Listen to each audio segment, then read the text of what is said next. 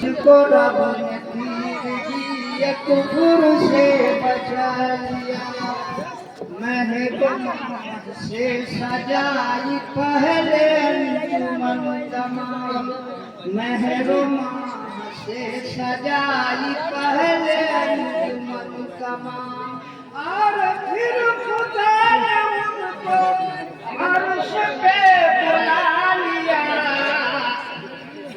اس کو رب نے تیرگی کفر سے بچا لیا، اس کو رب نے تیرگی کفر سے بچا لیا، مہر سے سجائی پہلے انجمن تمام، ہم غریب کے یہاں شراب تھا نہ شمع تھی، ہم غریب کے یہاں شراب تھا نہ شمع تھی، ان کی یاد پاک سے گھروں کو جگمگا لیا، اس کو رب نے تیرگی کفر سے بچا لیا، اس کو رب نے تیرگی کفر سے بچا لیا، سب کو تو نبی رسول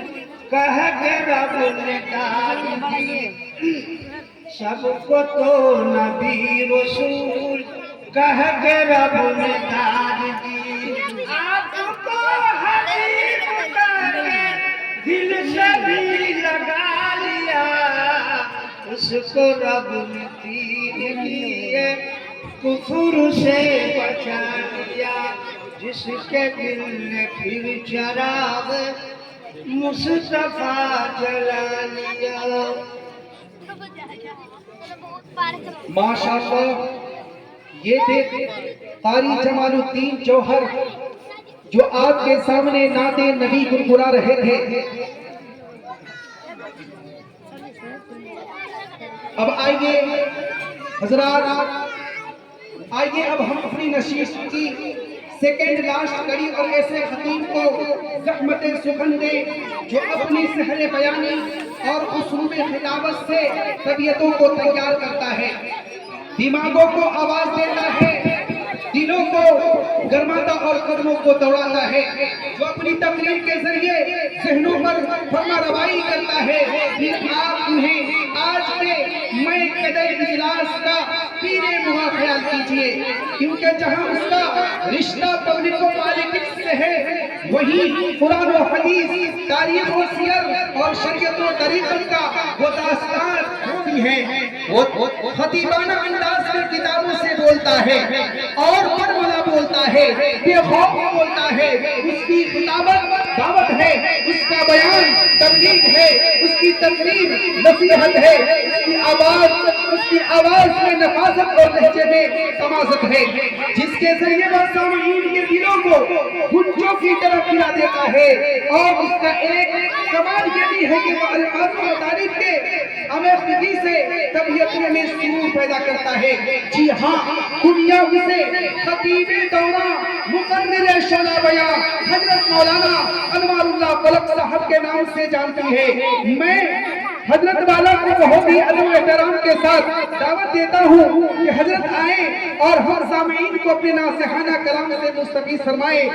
اس شعر کے ساتھ با ہنر ہو پر اثر ہو قوم کے رہبر ہو تم، با ہنر ہو پر اثر ہو قوم کے رہبر ہو تم، کہکشاں ہو عطر ہو عطر ہو عنبر ہو تم، آؤ محفل میں خطابت کا چراغ زوریے بائیتے فخر چمن ہو شمع روشن تر ہو تم۔ میں حضرت سے درخواست کرتا ہوں کہ حضرت اسٹیج پر تشریف لے آئیں۔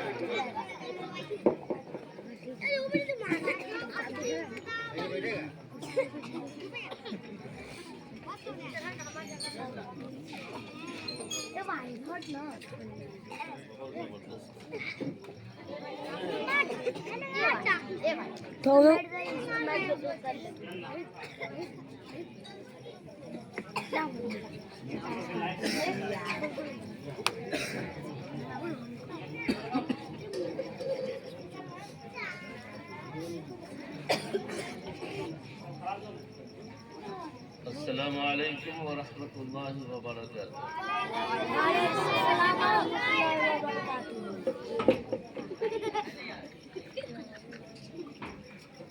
بسم اللہ الرحمن الرحیم وبہ نستعین۔ اللہم صلی علی سیدنا و مولانا محمد النبی الامی وآلہ وصحبہ وبارک وسلم۔ فقال حبیبنا صلی اللہ علیہ وسلم: طلب العلم فریضۃ علی کل مسلم۔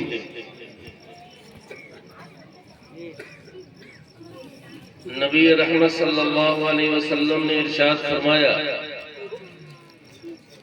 علم دین کا حاصل کرنا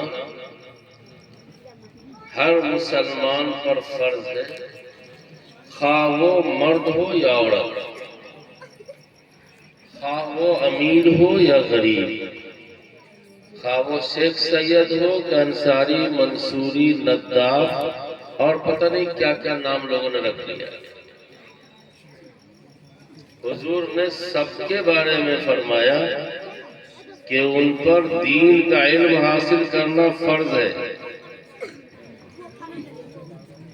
ایک فریضہ علم اگر ادا نہیں ہوگا تو مسلمانوں یاد رکھو، میں خانہ کعبہ کا غلاف پکڑ کر کہنے کی پوزیشن میں ہوں کہ پوری زندگی گزر جائے گی اور اللہ کی توفیق بھی آپ کو مل جائے گی تو بھی آپ اللہ اور اس کے بندے کے فرائض کو ادا نہیں کر پائیں گے، نہیں کر پائیں گے۔ کیوں نہیں کریں گے؟ کہ فرائض اور اعمال کی توفیق ملنے کے بعد اس کی ادائیگی کے لیے علم ضروری ہے، علم ضروری ہے۔ دین کے علم کی غفلت اور محرومی کے نتیجے میں 96 میں 100 بیٹا سیتامڑھی شہر کا اپنی ماں کو اور اپنے باپ کو بغیر نماز جنازہ کے دفن کر رہا ہے۔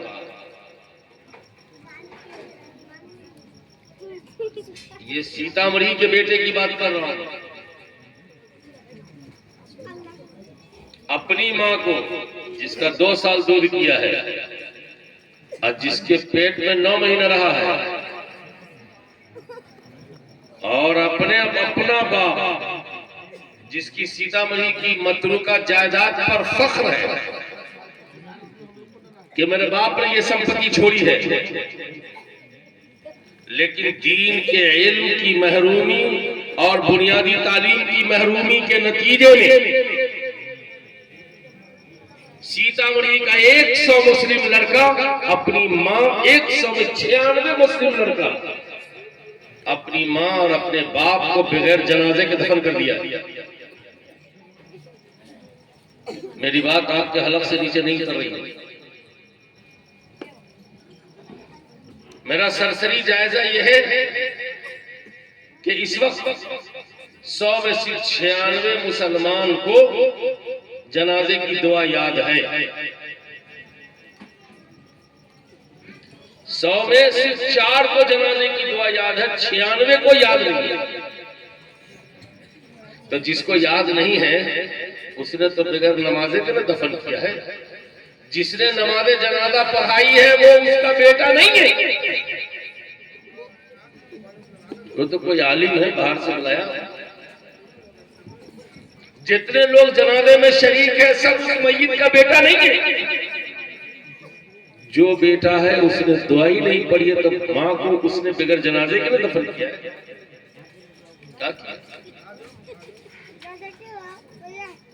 کیا کیا؟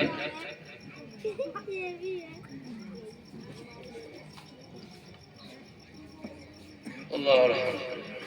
وہی بیٹا اس وقت سب سے زیادہ لڑتا ہے باپ کی جائیداد پر، جو بغیر جنازے کے گاڑ کے چلا۔ جب ہماری بنیادی دینی تعلیم کی جہالت ایسی ہے اور ہماری پوزیشن یہ ہے تو सीतामढ़ी के भाइयों, राजपट्टी के भाइयों, बताओ हमारी नई नस्लों को बनाने के लिए मकतब की, मदरसे की जरूरत है या नहीं? और जो है उसको आबाद रखने की जरूरत है या नहीं? मदरसा पहले भी था, मकतब पहले भी था, लेकिन पहले जो गफलत हुई उसके नतीजे में हमारी जहालत क्या, हम कहां खड़े हैं देख लीजिए। 75% से ज्यादा मुसलमानों को ईद और बकरीद की नमाज नहीं पढ़ने आती है नसीम बाबू। अभी आपका हाल बहुत अच्छा है, 4-5 साल से 7 साल से मौलाना के साथ बैठते बैठते कितना कुछ सीखा है, वो आपका दिल जानता है, आपका ईमान जानता है, और कितना आपने याद किया है हमको भी अंदाजा है। आपको एहसास होगा कि वाकई ये चीजें हमने बाद में सीखी, हमको पहले सीख लेना चाहिए। जब आदमी करता है तब एहसास होता है अपनी गफलत का। आज आप अच्छी पोजीशन, 75% सीतामढ़ी शहर के बेटों को ईद और बकरीद की नमाज नहीं पढ़ने आती। वो एड़ी पर खड़ा होकर के ईदगाह में देखता है इमाम साहब का हाथ किधर है, और ऐन वक्त पर इमाम साहब को कहा जाता है कि आप ईद की तरकीब और नीयत बयान करें। कुर्ता पैजामा 1 महीना पहले कपड़ा खरीदाना शुरू हो जाएगा 15 शाबान के बाद, और टेलर के यहाँ बुकिंग भी शुरू हो जाएगी। और जिस 2 रकत के लिए नया जोड़ा पहन कर जाते हैं ईदगाह, वो 2 रकत ऐन वक्त पर अक्सर लोगों की ईद की नमाज गड़बड़ हो जाती है। अक्सर लोग, हम बहुत भारी बारीक बात करने वाले मौलाना ना, मौलाना निजामुद्दीन साहब, मौलाना मोटी मोटी बात सुना। रिजवान साहब, कल आप अपनी मस्जिद में कहीं पे बैठिए, जो 5 वक्त की नमाज पढ़ते हैं, जरा उनसे दुआ कुनूत सुनिए। जो 5 वक्त की नमाज पढ़ते हैं पाबंदी से, उनको दुआ कुनूत याद नहीं, दुआ मासूरा याद है। ये बेसिक तालीम है, बेसिक।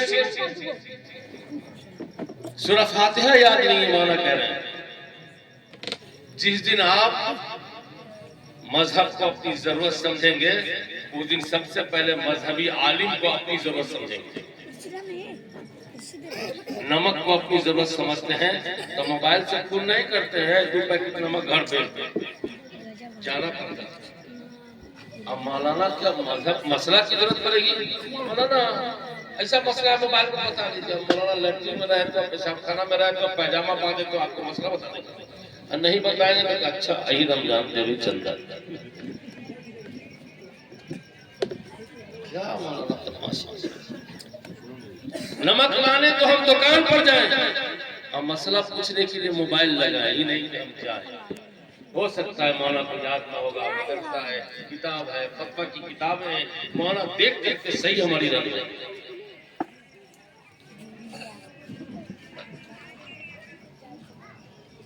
75% को ईद बकरीद नहीं आती, 96% को जनाजा पढ़ने नहीं आएगा,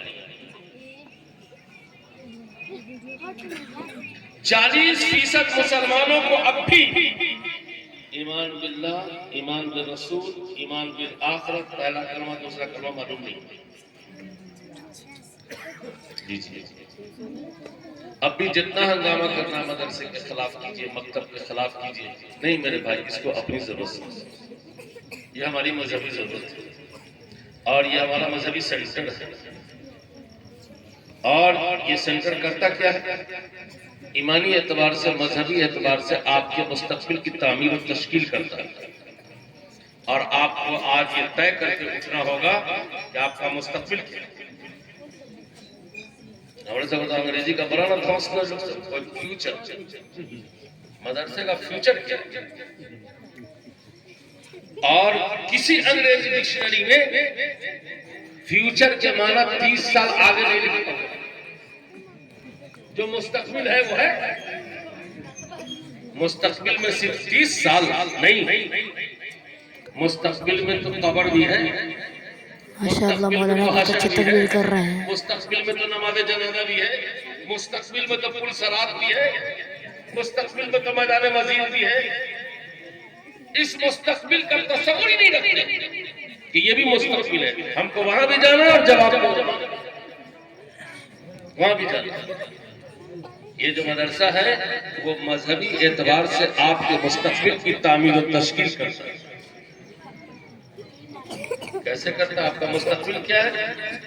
1000 बार पढ़िए वजीफा के तौर पर कि हमारा मुस्तकबिल हमारी तिजारत नहीं है, हमारा मुस्तकबिल हमारा मकान नहीं है, हमारा मुस्तकबिल हमारी दुकान नहीं है। ईमानदारी की बात है कि हमारा मुस्तकबिल हमारी औलाद है, हमारा बेटा है, हमारी बेटी, हमारा पोता है, हमारी पोती, हमारा नवासा है, हमारी नवासी है। ये हमारे मुस्तकबिल है। इनको जिस तरीके से असबाब व वसाइल के उलूम से आरास्ता करना आप जरूरी समझते हैं, हम जरूरी समझते हैं, उससे पहले मजहबी उलूम से दीनी उलूम से सजाना जरूरी है। नबी रहमत सल्लल्लाहु अलैहि वसल्लम ने दीनी तालीम की तहसील पर बहुत सीरियस दफा लगाया है, बहुत सीरियस। ये नहीं फरमाया कि ये हक है, बल्कि फरमाया कि फर्ज है। हक होता तो छोड़ देते, प्रॉब्लम नहीं था, लेकिन हुजूर ने फरमाया फर्ज है। और फर्ज उसको कहते हैं जिसके बगैर कोई चारा ही नहीं। अल्लाह के रसूल ने फरमाया कि मुसलमानों के लिए दीन की तालीम हासिल किए बगैर कोई चारा नहीं, कोई चारा, कोई चारा, कोई चारा नहीं। हमारा हिंदू भाई को क्या सच्चाई का पैगाम देंगे, क्या अकीदा बताएंगे, क्या खुदा का तारुफ कराएंगे, क्या नबी का तारुफ कराएंगे? हमारा तो 40% खुद देखो। और उधर जाने में तो प्रॉब्लम भी है, इधर 40% पर मेहनत करने में तो कोई प्रॉब्लम नहीं। 40% में तबकाती मुसलमान ज्यादा है, तबकाती मुसलमान। ये दुनिया के एतबार से भी गरीब है और दीन के एतबार से भी लकीर के फकीर है। न इनके पास दुनिया है न दीन। और अल्हम्दुलिल्लाह हम मौलाना से लेकर तबलीगी जमात से लेकर सब लोग सब्र किए हुए, मौलाना लोग भी सब्र किए हुए, इमाम लोग भी सब्र किए हुए, और हमारे जमात के साथी और हम उनके साथी वो भी सब्र किए हुए। उधर झांकने की जरूरत नहीं है, उधर ताकने की जरूरत नहीं है। ये जो 40% है तबकाती मुसलमान, मुल्क में अगर खुदा न खास्ता इक़्तिदार की लहर बहुत तेज हो गई तो हम इनको नहीं बचा सकते। आप नहीं बचा सकेंगे, ये नहीं बच सकते। इनको कुछ खबर नहीं है अल्लाह किसको कहते हैं, मोहम्मद रसूलुल्लाह किसको कहते हैं। इनको कुछ खबर नहीं है कि आखिरत क्या चीज नहीं मालूम। इनके दरमियान चूंकि मेहनत करना टफ है, वहां हमको भी लॉलीपॉप नहीं मिलेगा, हमारे लिए भी मुश्किल। मैंने चूंकि काम किया है इसलिए हमको तजर्बा है, और आप भी कर रहे हैं। हर मस्जिद का हल्के के कमेटी के जिम्मेदार लोग अपने इमाम से, अपने मुअज्जिन से राब्ता करके तबकाती मुसलमानों को मस्जिद से करीब करें। 1 घंटा 2 घंटा उनसे वक्त दें, उनको अपना कलमा सुनाए और उनका कलमा सुने और उनसे एग्रीमेंट लें कि मुल्क के हालात चाहे जैसे भी हो, मुझे ईमान पर जीना है और मुझे ईमान ही पर मिलना है। आज हम आसमान के नीचे ईमान पर जिंदा है, तो कल तलवार के साए में भी ईमान पर जिंदा रहेंगे। ये मुआहदे की जरूरत है। जो आसमान के साए में ईमान पर है, उनको तलवार के साए में भी ईमान पर रहने का हौसला पैदा करना होगा। ये एग्रीमेंट की जरूरत है। ये वक्त उस मुआहदे का मुतलाशी है कि उनको बुलाया जाए, उनको नाश्ता भी कराया जाए, खिलाया पिलाया भी जाए, और उनको कलमा उनको अपना सुनाया जाए और उनसे अपना कलमा सुना जाए, उनको याद कराया जाए और अल्लाह बताया जाए। अल्लाह किसको कहते हैं, मोहम्मद सल्लल्लाहु अलैहि वसल्लम किसको कहते हैं, और आखिरत क्या चीज है। और आखिर में मुआहदा लें कि हर हाल में मुझे कलमे पे जीना है। तो इंशाअल्लाह ये तहरीक बहुत मौसर, बहुत मुफीद होगी। वक्त हमसे तकाजा करता है कि अहले मदारिस, अहले मसाजिद और जमात के साथी सब इस जानिब तवज्जो। یہ کام صرف کسی ایک کا نہیں، جہاں جس حلقے میں ایسے لوگ پائے جاتے ہیں ان کی طرف توجہ کرنے کی ضرورت ہے۔ رکشہ کھولنا، آٹو ڈرائیور، یہ ٹھیلا چلانے والے بھائی، ان کے ایمان کا جائزہ لینا ہے، ان کا محنت کرنے کی ضرورت ہے۔ ایک نظام 24 گھنٹے میں 1 گھنٹہ 2 گھنٹہ ان کے لیے بھی مدارس مکاتب کے لوگوں کو مرتب کرنے کی ضرورت ہے، اور آبادی میں محنت کرنا ہے، نام لکھوانا ہے، سروے کرنا ہے، اور ایک ساتھی تک پہنچ کر کے بلانا، ان کا اکرام کرنا، اس کی عزت کرنا۔ ایسے لوگوں تک نبی رحمت صلی اللہ علیہ وسلم نے کام دعوت کیا، دسترخوان سے شروع کیا۔ اب ان کو بچوں کی طرح چاہیں گے پڑھانا تو ممکن نہیں، اتنا سکھا دیے بنیادی سلیبس، بنیادی چیز کام آگے والے۔ تو میں نے آپ سے عرض کیا کہ علم دین فرض ہے، اس فرض سے غافل ہونے کے نتیجے میں سینکڑوں فرائض سے محرومی لازم آتی ہے۔ اس لیے آپ اپنے فیوچر پر، اپنے مستقبل پر محنت کیجئے تاکہ یہ بچے کم سے کم ہم کو بغیر نماز جنازہ کے دفن کرنے والے نہ ہوں۔ ہماری اولاد، ہم نے تو باپ کو دفن کر دیا بغیر نماز جنازہ کے، کم سے کم ہماری اولاد ہم کو بغیر نماز جنازہ کے دفن کرنے والی نہ ہوں۔ اس لیے اپنے بچوں کو دین کی تعلیم پہلے دیجیے، مضبوط دیجیے، اس کے بعد آپ پڑھائیے، ڈاکٹر بنائیے، انجینئر بنائیے، وکیل بنائیے، لائر بنائیے، تاجر بنائیے، بزنس مین بنائیے، کوئی مسئلہ نہیں، لیکن دین کی بنیادی تعلیم سے غافل کر کے اگر کچھ بنائیں گے تو ہم کو بھی وہ بغیر نماز جنازہ ہی کے دفن کریں گے، یہ پکی بات ہے۔ دوسرے لوگ جنازہ کی دعا پڑھ دیں گے، اپنا بیٹا ہو اگار کے آئے گا، روڈ سائڈ کا مکان ہم لے گے راجو پتی، یہ وہ بیٹا بولے گا جو بغیر جنازہ کے دفن کر کے آیا باپ کو۔ میری یہ بات اگر اب بھی آپ کے دل تک نہیں پہنچتی ہے، میرا یہ غم اب تک اب بھی نہیں پہنچتا ہے آپ تک، میرے کو وہ دم نہیں ہے کہ میں آپ کو غم انڈیل کے دے دوں۔ محسوس کرنے کی چیزیں میں کہاں کھڑا ہوں، میں کہاں کھڑا ہوں، محسوس کرنے کی چیز۔ ایک بات کسی پر اس کو ڈراپ کرتا ہوں، چیک اور 2 باتیں مجھے عرض کرنی ہے، اور وہ اپنے آپ سے عرض کرنی ہے اور اپنے طلبہ سے عرض کرنی ہے، اور اس پر میں اپنی بات ختم کروں۔ جب میں اپنے آپ سے کہوں گا تو اللہ نے آپ کو کان دیا، قوت سماعت دی، آپ یقیناً سنیں۔ میں یہ بات بہت شعوری طور پر آپ کی خدمت میں عرض کر رہا ہوں کہ عقل ایمانی اور عقل انسانی کو کبھی چھٹی نہیں ہے، اور مولانا لوگ کو تو کبھی چھٹی نہیں ہے۔ یہ بات اچھی طرح یاد رکھنا چاہیے، اور چھٹی کا بڑا چھوٹا لفظ ہے، جس کی وجہ سے لاسٹ میں تعبیر میں اس کو لیا جا رہا ہے، ورنہ تو میں بول رہے ہیں نعمان حفظ کی کرسی سے اتر جانے کے لیے۔ یہ چھٹی چھٹی بولتے بولتے مولانا اور مولانا کے بچے سب نے سب چیز کی چھٹی کر لیا۔ مدرسے میں چھٹی ہو گئی، ٹوپی کی چھٹی، پہلے نمبر پہ اس کی چھٹی،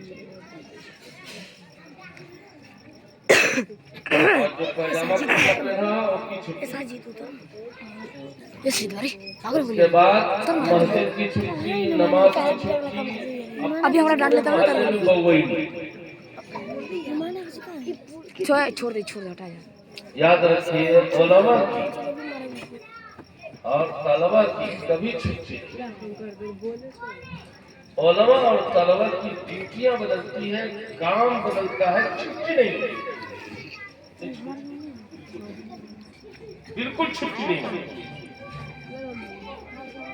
اب تک ہم مدرسے میں پڑھا رہے تھے اور اب وقت بدل گیا، اب آئندہ پڑھانے کے لیے ہم کچھ انتظام کر رہے ہیں، کچھ لوگوں کی ذمہ داری تو یہ،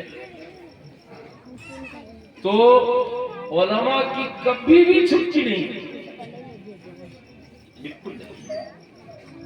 اگر وہ چھٹی سمجھیں گے تو اس کا سائیڈ ایفیکٹ غفلت کی صورت میں ہوگا، عدم مستعدی کی صورت میں ہوگا، اس لیے چھٹی سمجھائی نہیں۔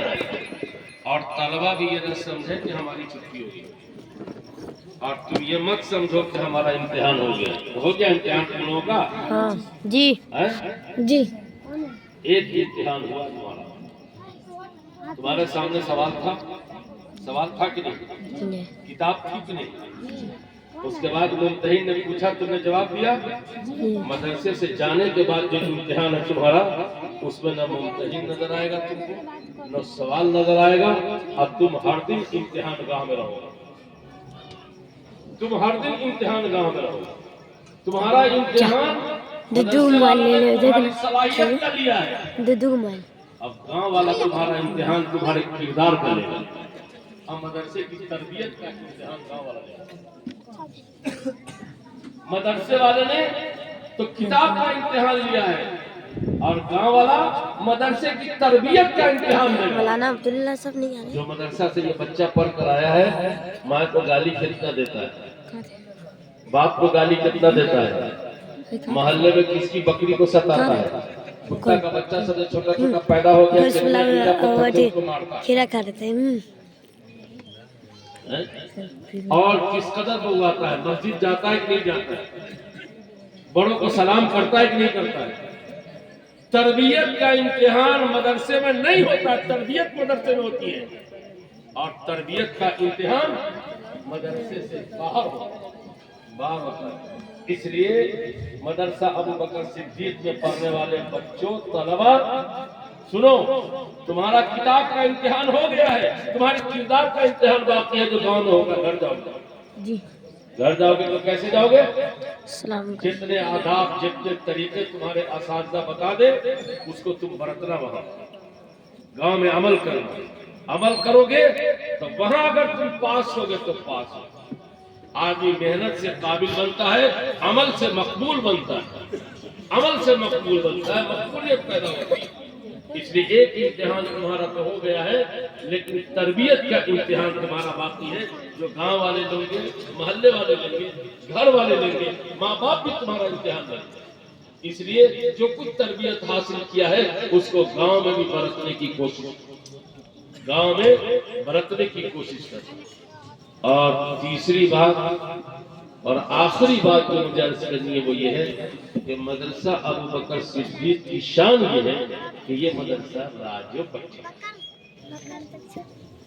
یہ مدرسہ راجو پٹی کا ہے۔ میرے اس جملے کی اہمیت کو راجو پٹی میں بسنے والے بھائیوں کو سمجھنا چاہیے۔ اس کا نور، اس کی روشنی ہمارے راجو پٹی کو زیادہ پہنچ رہی ہے، اور راجو پٹی کی سرزمین کی برکت سے اس مدرسے کے ذریعے سے دوسری طرف پہنچ رہی ہے۔ یہ مدرسہ آپ کی دعاؤں سے، آپ کی توجہ سے، آپ کی محبتوں سے جتنا بلند رہے گا، جتنا اونچا رہے گا، جتنا معیاری رہے گا، راجو پٹی کے مسلمان کا مستقبل اونچا رہے گا، اس کا فیوچر اونچا رہے گا، مذہب کے اعتبار سے اونچا رہے گا، مذہب کے اعتبار سے بہت اونچا رہے گا، مضبوط سے مضبوط۔ اسی لیے نبی رحمت صلی اللہ علیہ وسلم نے مسجد نبوی میں مدرسہ کو مسجد سے اونچا بنایا تھا کہ مدرسے جہاں اونچے رہیں گے امت محمدیہ کا مستقبل اونچا رہے گا۔ اور اسی مدرسے میں جو ٹیم تیار ہوگی تو وہ ٹیم جب اترے گی تو اس سے مسجد آباد ہوگی، مسجد آباد۔ اس لیے میرے بھائیوں، مدرسے کی مکتب کی اہمیت اگر ہندوستان کے منظرنامے میں پہلے تھا تو اب بہت ہے، پہلے تھا تو اب بہت ہے، اس کو بھی محسوس کرنا ہوگا اور اس سے مدد قبول کرنا ہوگا۔ اس لیے کہ نماز فرض ہے، روزہ فرض ہے، حج فرض ہے، زکوٰۃ فرض ہے، تو اس کے لیے ہم کو دوسروں کا بیساکھی لینے کی ضرورت نہیں پڑتی ہے، پڑتی ہے۔ ان فریضوں کو ادا ہم اپنے بل سے کرتے ہیں۔ نماز کی ادائیگی کے لیے ہم بیساکھی لیتے ہیں کیا؟ روزے کی ادائیگی کے لیے ہم بیساکھی لیتے ہیں کیا؟ حج کی ادائیگی کے لیے ہم بیساکھی لیتے ہیں کیا؟ یہ بھی فرض ہے، تو ان فریضوں کی ادائیگی کے لیے جب ہم بیساکھی نہیں لیتے ہیں تو علم دین بھی فرض ہے، اس کے لیے بھی ہم کو بیساکھی نہیں لینا ہے۔ اس ذمہ داری کو ہمارا ضلع قبول کرے، اس ذمہ داری کو ہمارا راجو پٹی قبول کرے، اس ذمہ داری کو ہمارے بہار کا مسلمان قبول کرے، اور علم دین کی فریضے کی ادائیگی کے لیے دوسروں کی بیساکھی مت تلاش کیجیے، اپنی قوت، اپنی فکر، اپنے شعور اور اپنے جیب اور اپنے ذہن سے اس کو آباد رکھیں۔ میں تو پورے یقین کے ساتھ کہتا ہوں میرا بہار اب بھی جتنا جیب سے مفلس نہیں ہے، وہ تھوڑا ذہنی اور فکری افلاس سے مبتلا ہو گیا ہے۔ اس افلاس کو ختم کریں تو جتنے مدارس ہیں اس سے کئی گنا زیادہ مدارس چلیں گے، جتنے مکاتب ہیں اس سے کئی گنا زیادہ مکاتب چلیں گے۔ جب یہ مکاتب مضبوط چلیں گے تو ہماری بچیاں، ہمارے بچے دین کی تعلیم سے آراستہ ہوں گے، سجیں گے، سجائیں گے، اور یہی لوگ ہم کو جنازہ پڑھ کر کے، دعا پڑھ کر کے مغفرت کی تب دفنائیں گے۔ اس لیے اپنے بچوں کو دین کی تعلیم سے جوڑیے۔ یہ میری آخری بات تھی، میں نے کل 3-4 باتیں عرض کی ہیں۔ نمبر 1، دین کی تعلیم حاصل کرنا فرض ہے۔ جو اس فریضے سے غافل ہوگا وہ پوری زندگی توفیق الہی ملنے کے باوجود بھی عملی فریضے کو ادا نہیں کر سکے گا علم کے بغیر۔ نمبر 2، تعلیم دین کے فریضے کی غفلت کی وجہ سے آج ملک کا 96 لڑکا اپنی ماں کو، اپنے باپ کو بغیر نماز جنازہ کے دفن کر رہا ہے۔ اس سے بچنے کے لیے مضبوط بیسک دینی تعلیم کا مکتب اور مضبوط ادارہ اور اس سے اپنے بچوں کی وابستگی فرض ہے، فرض ہے، فرض۔ اور یہی ہمارا مستقبل ہے۔ یہ اگر اچھا ہو گیا تو ہمارا مستقبل اچھا ہو جائے گا، اگر یہ اچھا نہیں ہوا تو ہمارا مستقبل تباہ ہو جائے گا۔ آخری بات، تیسری بات میں نے عرض کی کہ چھٹی ہماری زندگی میں نہیں ہے۔ ہماری زندگی میں چھٹی، ڈیوٹی بدلتی ہے، کام بدلتا ہے، چھٹی نہیں ہوتی۔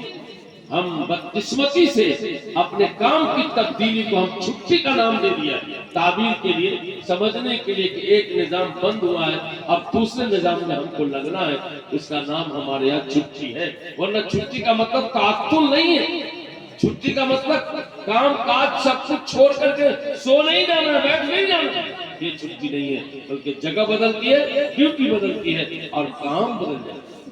آخری بات میں نے آپ کو مسجد نبوی کی مثال دے کر کے پیش کیا تھا۔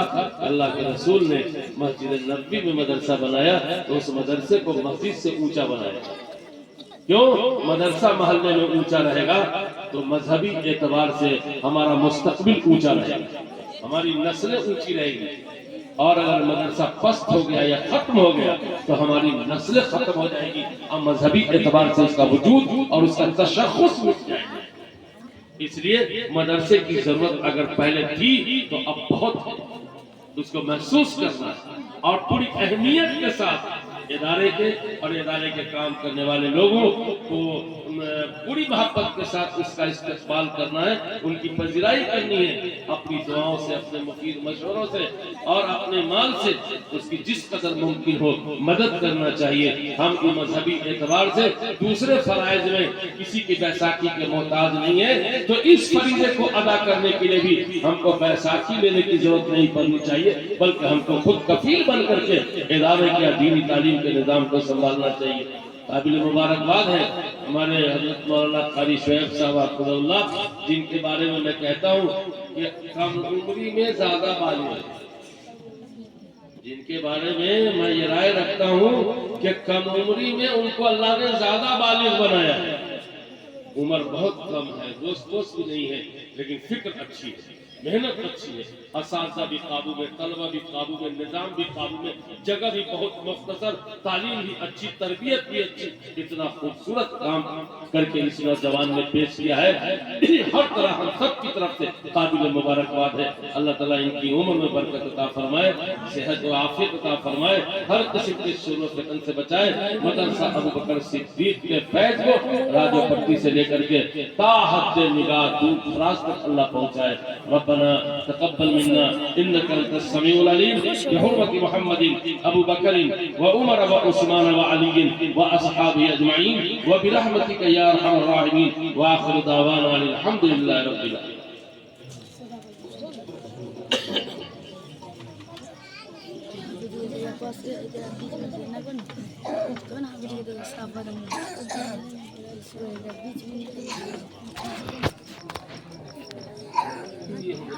हरू कर दिया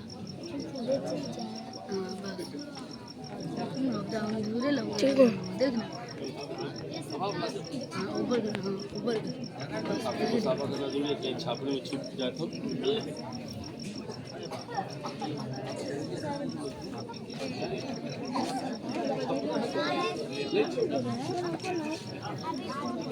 अब मैं इसके बाद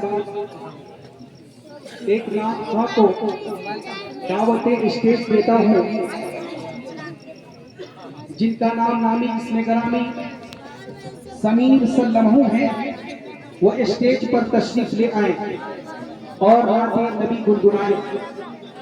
समीर सल्लमहू जहाँ भी कहीं हो स्टेज पर तशरीफ ले आए।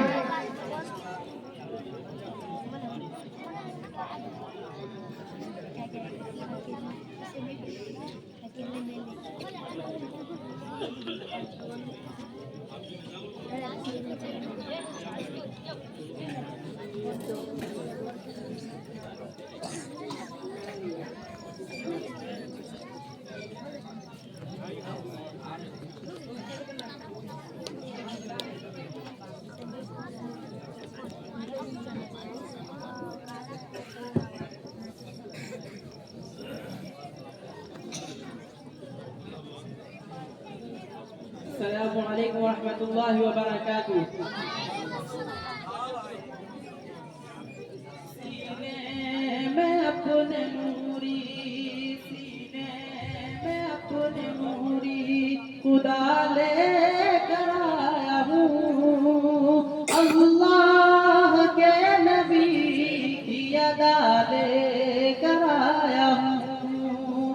سینے میں اپنے نوری خدا لے کر آیا ہوں، اللہ کے نبی کی ادا لے کر آیا ہوں. کہ ہٹ جاؤ اے بلاؤ میرے راستے سے تم، میں ساتھ اپنے ماں کی دعا لے کر آیا ہوں. ہٹ جاؤ اے بلاؤ میرے راستے سے تم، میں ساتھ اپنے ماں کی دعا لے کر آیا ہوں. سینے میں اپنے نوری خدا لے کر آیا ہوں، اللہ کے نبی کی ادا لے کر آیا ہوں.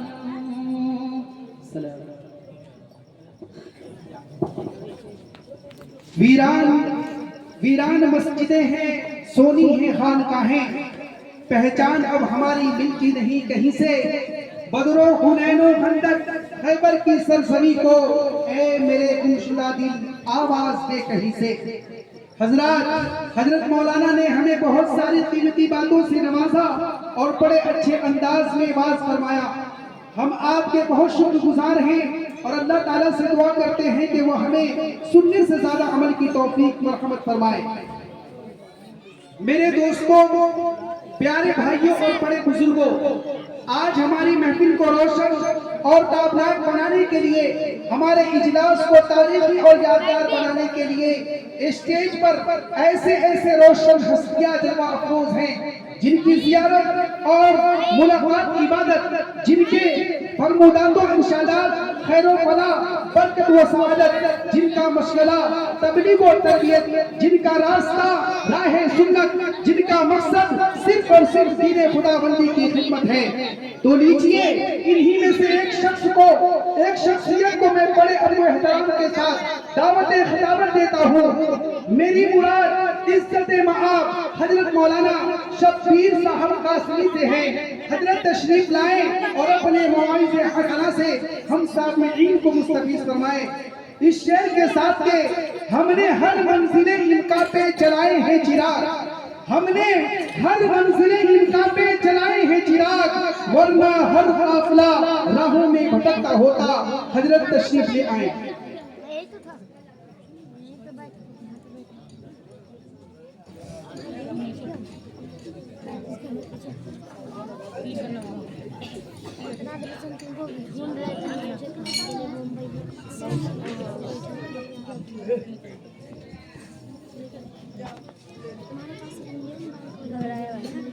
محترم حضرات، حضرت مولانا شبیر صاحب ابھی کسی کام میں مشغول ہیں، اس لیے میں بڑے التماس کے ساتھ حضرت مولانا عبداللہ صاحب کو دعوت دیتے ہیں کہ حضرت اسٹیج پر تشریف لے آئیں اور اپنے ناصحانہ کلام سے ہم سامعین کو مستفیض فرمائیں۔ نہیں لگے گا نا اگر اس کے پیچھے چلے گا نا دبائے گا نا یہ گھوم کے پھر اس کے پیچھے آئے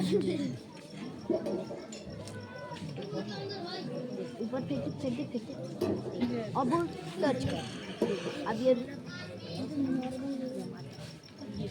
الحمدللہ رب العالمین والصلاة والسلام على سید الانبیاء والمرسلین وعلى آله وأصحابه أجمعين أما بعد أعوذ بالله من الشيطان الرجيم يا أيها الرسل كلوا من الطيبات واعملوا صالحا وقال عليه الصلاة والسلام من طلب الدنيا حلالا استعفافا عن المسألة وسعيا على أهله وتعطفا على جاره لقي الله تعالى ووجهه مثل القمر ليلة البدر ومن طلب الدنيا حلالا مكاسرا مفاخرا مرائيا لقي الله تعالى وهو عليه غضبان وقال عليه الصلاة والسلام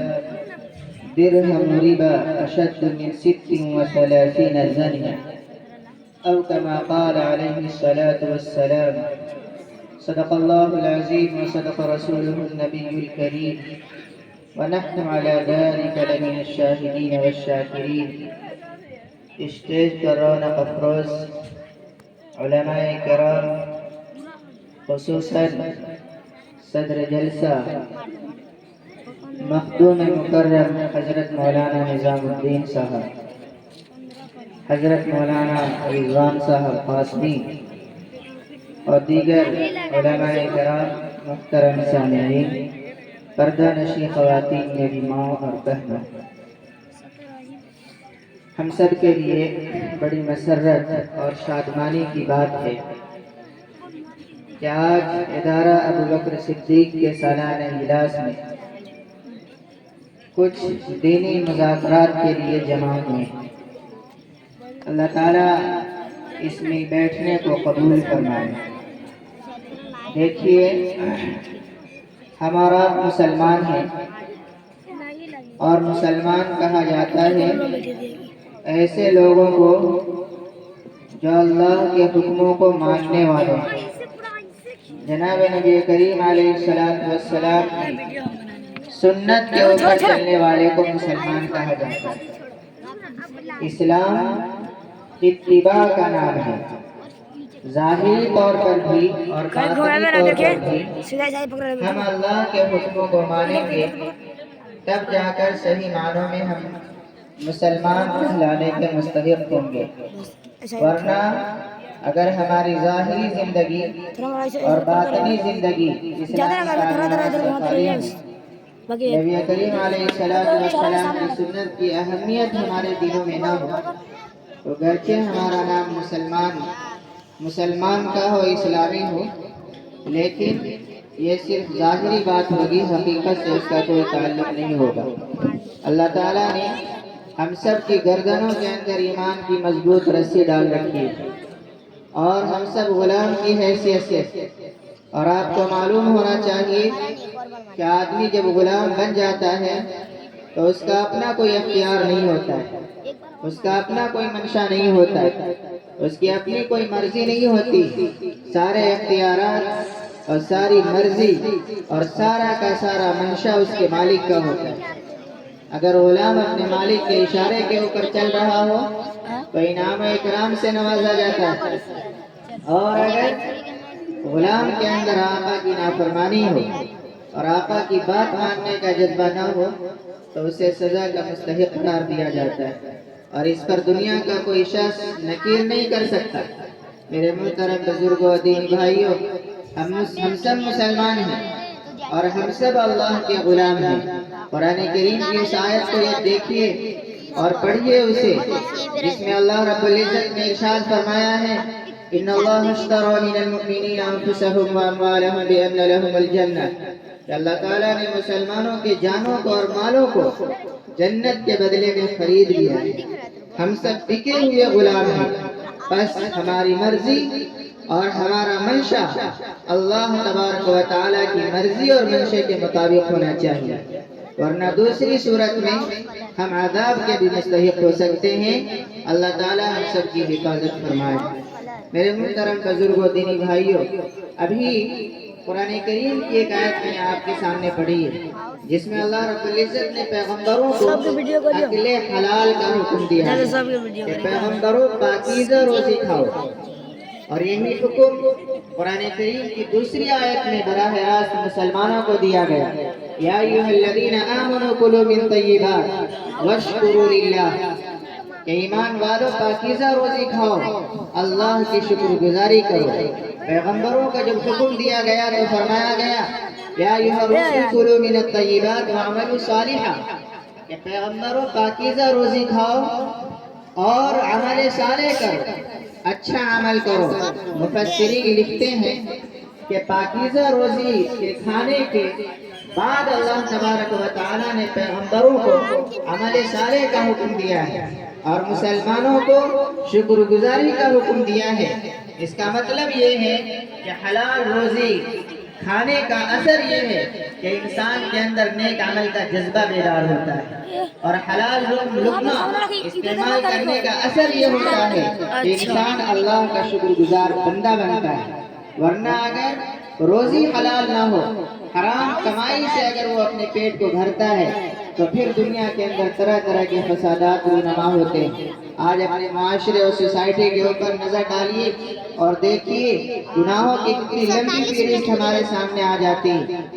آپ علیہ الصلوۃ والسلام نے جو حدیث میں نے آپ کے سامنے پڑھی ہے اس کے اندر فرمایا من طلب الدنیا حلالا، کہ جو شخص دنیا کو حلال طریقے سے حاصل کرتا ہے، حرام کی بات نہیں، حلال کی بات. اور اس کے بعد فرمایا کہ حلال طریقے سے حاصل کرے اور 3 مقصد ہو اس کے سامنے، تو اس کے لیے کتنی عظیم بشارت اللہ کے رسول صلی اللہ علیہ وسلم نے دی. فرمایا کہ جو حلال روزی کو تلاش کرتا ہے استعفافا عن المسألہ، اس غرض اور مقصد سے کہ اس کو کسی کے سامنے ہاتھ پھیلانے کی ضرورت پیش نہ آئے، پورے دن محنت کرتا ہے، یہاں وہاں بھاگتا ہے، گرمی اور ٹھنڈی کے دنوں کے اندر بھی اسے چین نام کی چیز نہیں ہے، لیکن مقصد کیا ہے؟ استعفافا عن المسألہ. وہ اس لیے کماتا ہے، محنتیں کرتا ہے کہ دوسرے کے سامنے اسے اور اس کے بچوں کو ہاتھ پھیلانے کی ضرورت نہیں. ایک مقصد یہ ہو. دوسرا مقصد یہ ہے وسعیٰ علی اہلہ، وہ محنتیں کرتا ہے، تگ و دو کرتا ہے اور جتن کرتا ہے، ہر طرح کی مشقتوں کو برداشت کرتا ہے، اور اس لیے کرتا ہے کہ وہ اپنے بچوں کا پیٹ پال سکے. اور تیسرا مقصد فرمایا آپ علیہ السلام نے وتعطفا علی جاری، کہ کوئی شخص محنت کرتا ہے، حلال طریقے سے روزی کو کماتا ہے، اور تعطفا علی جاری، پڑوسیوں کے ساتھ حسن سلوک کرنے کے لیے، اور ان کے اوپر رحم کا اور شفقت کا معاملہ کرنے کے لیے. ان تین مقصد سے آدمی جب دنیا کو حلال طریقے سے حاصل کرتا ہے. ہم سب کے آقا و مولا جناب محمد الرسول اللہ صلی اللہ علیہ وسلم نے ارشاد فرمایا لقی اللہ تعالی ووجهه مثل القمر لیلۃ الفجر کہ ایسا شخص کل قیامت کے دن اللہ رب العزت کی بارگاہ میں لایا جائے گا اور اس کا چہرہ 14ویں رات کی طرح جو ہے وہ چمکتا ہوا ہوگا. کتنی بشارت کی بات ہے اور کتنی عظیم خوشخبری اللہ کے رسول صلی اللہ علیہ وسلم نے دی کہ آدمی حلال طریقے سے مال کو حاصل کرے اور ان تین مقصدوں کو سامنے رکھ کر کمائے تو پھر اللہ رب العزت کی بارگاہ میں وہ حاضر ہوگا اور اس کا چہرہ 14ویں رات کی طرح چمکتا ہوا ہوگا, اس چاند کی طرح چمکتا ہوا ہوگا. میرے محترم بزرگوں دینی بھائیوں, اس کا اپوزٹ اور حدیث کا جو دوسرا ٹکڑا ہے وہ ہم سب کے لیے نہایت ہی چونکا دینے والی بات ہے. اس میں آپ علیہ السلام نے فرمایا اس کے برخلاف اگر کوئی شخص حلال طریقے سے روزی کو حاصل کرتا ہے, حرام کی بات نہیں ہو رہی ہے اور حرام تو وہ حرام ہے ہی, حرام کی بات نہیں ہے, حلال طریقے سے روزی کو حاصل کرتا ہے لیکن مقصد کے اندر بگاڑ ہے, نیت اس کی صحیح نہیں ہے, نیت فاسد ہے اور اس فساد کی صورت کو ہم سب کے آقا و مولا جناب محمد الرسول اللہ صلی اللہ علیہ وسلم نے ارشاد فرمایا کہ کوئی شخص روزی کو حاصل کرتا ہے حلال طریقے سے مرائیاً, لوگوں کو دکھلانے کے لیے تاکہ لوگوں کو پتہ چلے کہ بہت بڑا پیسہ والا ہے اور اس کے پاس پیسے کی ریل ہے, مفاخراً وہ حلال طریقے سے دنیا کو کماتا ہے لیکن فخر و مباحات کے لیے, دوسروں کو نیچا دکھانے کے لیے.